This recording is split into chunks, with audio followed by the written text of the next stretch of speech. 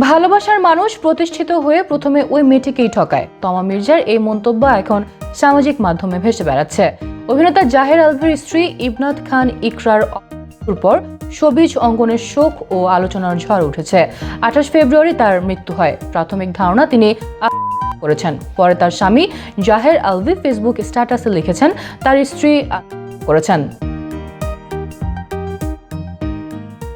এই ঘটনার পর ইকরাকে উদ্দেশ্য করে সামাজিক মাধ্যমে একটি খোলা চিঠি লিখেছেন অভিনেত্রী তমা মির্জা। সেখানে দাম্পত্য জীবনের অন্দরমহল, ভালোবাসা, সাফল্য এবং বদলে যাওয়ার প্রসঙ্গ তুলে ধরেন তিনি। তমা লেখেন, একটি মেয়ে যখন কাউকে ভালোবাসে তখন শূন্য পকেটেও তাকে থামাতে পারে না। সে পাশে থাকে, সাহস যোগায়, ভালোবাসার মানুষটির স্বপ্ন পূরণের লড়াই করে। কিন্তু সেই মানুষটি যখন জীবনে প্রতিষ্ঠিত হয়, পূর্ণতা পায়, তখন সবার আগে বদলে যায় তার আচরণ। তমার ভাষায়, প্রতিষ্ঠিত হওয়ার পর অনেকেই শুরুতে পাশে থাকা মানুষটিকেই অবহেলা করে, তুচ্ছ তাচ্ছিল্য করে এবং মানসিক যন্ত্রণায় ফেলতে থাকে।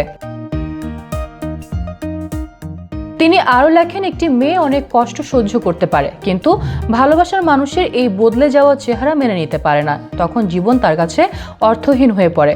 কেউ কেউ সব ছেড়ে নিজেকে সরিয়ে নেয়। তোমার প্রশ্ন, এই চলে যাওয়ায় কি কারো জীবন থেমে থাকে? হয়তো না। তবে তার বিশ্বাস যে যন্ত্রণা নিয়ে ইকরা বেঁচে ছিলেন তার চেয়ে কম কষ্টের কোনো জায়গা হয়তো তিনি খুঁজে নিয়েছেন। ইকরা ঘিরে তদন্ত চলমান রয়েছে, আর শোবিজ অঙ্গনে আলোচনাও থামেনি।